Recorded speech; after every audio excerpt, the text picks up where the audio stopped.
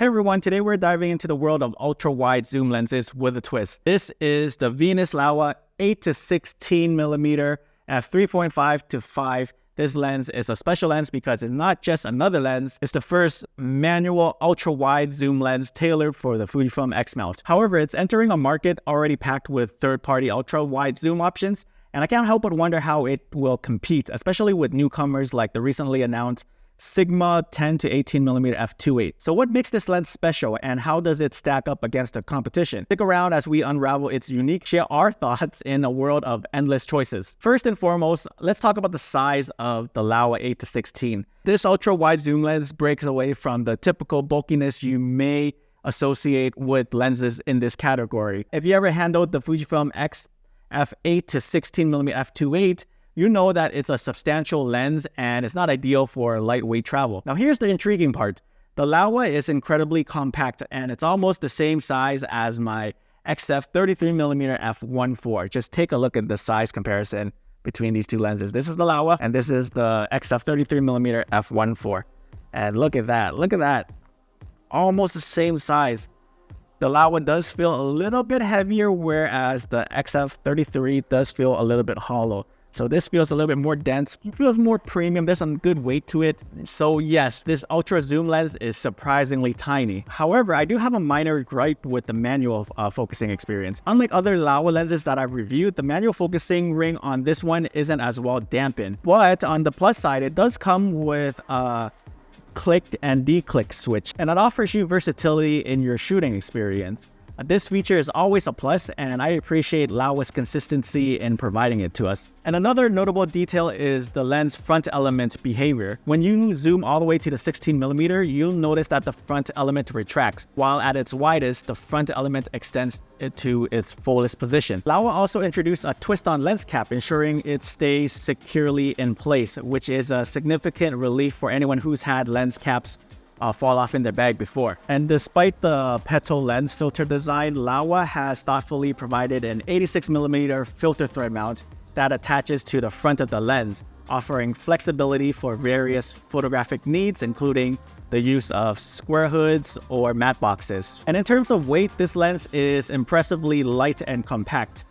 Tipping the scales at just 463 grams, it's an excellent choice for travel and on-the-go photography. With a 8-16 focal length, it's equivalent to approximately 12 to 24mm in full-frame turn. This lens covers a versatile range, and of course you cannot miss the signature blue ring design, unmistakably marking it as a Laowa lens. Apart from the slightly looser manual focuser ring compared to other Laowa lenses, the build quality is solid, and if you're familiar with Laowa lenses, you'll feel right at home handling this one. Now let's dive into the image quality of this lens. Now I have to be straightforward here. Amongst all the Laowa lenses that I have the pleasure of testing, this one ranks the least sharp. The Argus series lenses that I tried deliver exceptional center sharpness that made subjects appear almost cut out from the image. However, this lens falls a bit short in comparison, and it's worth noting that when you stop it down to f5.6 and f8, the lens does sharpen up, allowing you to capture some decent center sharpness. However, I'm emphasizing center sharpness because this lens performance around the edges leaves much to be desired. When shooting into the sun, you may encounter flares and ghosting with this lens. On a brighter note, if you enjoy capturing sun stars,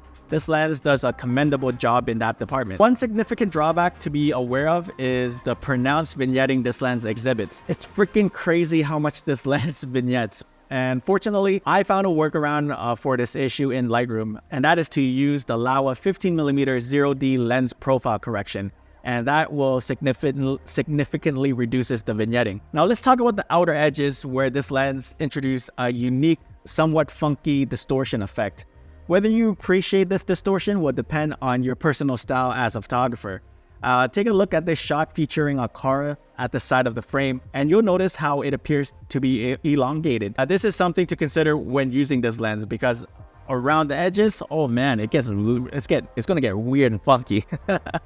This wide-angle lens is an ideal choice for landscape photography, architecture shots, and in situations where you want to capture a vast expanse of your surroundings. I thoroughly enjoyed shooting with this lens, especially appreciating its ultra-wide perspective. However, when it comes to recommending this lens, I sort of have some reservations. Laowa has this lens priced at $549 US, but there's a twist. Sigma has recently announced its 10 to 18mm f2.8 lens for $599. So what does Sigma offer for that extra $50? Well, it has autofocus, a constant f2.8 aperture, and weather sealing, and this Laowa lens doesn't have any of those features.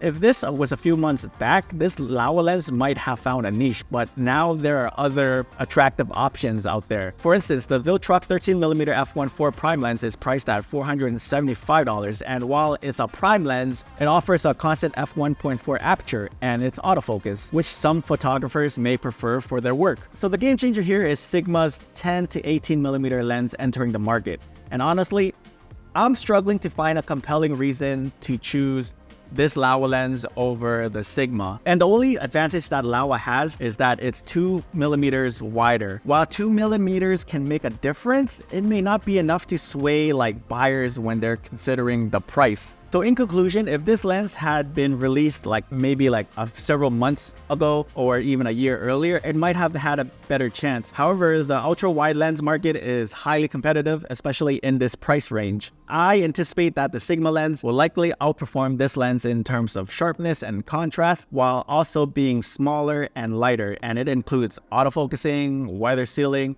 making it a robust choice. Again, these are my thoughts, but I recommend conducting further research and watching more review videos to make an informed decision if you're in a market for an ultra-wide lens. If you found this video helpful, please consider subscribing. Thank you so much.